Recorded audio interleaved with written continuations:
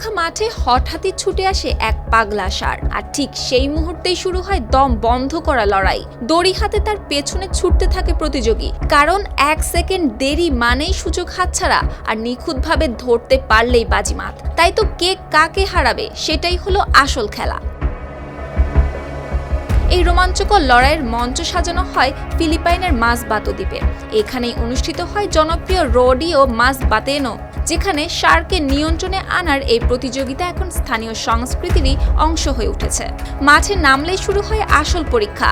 দৌড়ে পালানো ষাঁড়কে দড়ি দিয়ে ধরতে হয়, তারপর কয়েক সেকেন্ডের মধ্যেই কাবু করতে হয় তাকে।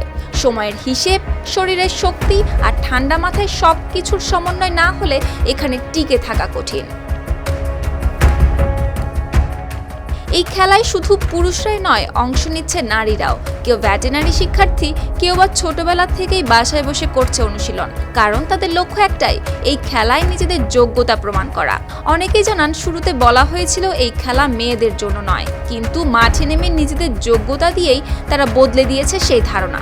তবে চ্যালেঞ্জ এখানেই শেষ নয়। পুরুষদের মতো নারীদের জন্য এখনো কোনো পেশাদার বিভাগ নেই, ফলে পড়াশোনা শেষ হলেই অনেকের এই খেলার ক্যারিয়ারও থেমে যায়। তবুও প্রতিদিন অনুশীলন, নতুন কৌশল শেখা আর ভয়কে জয় করার চেষ্টা নিয়েই এগিয়ে যাচ্ছে তারা।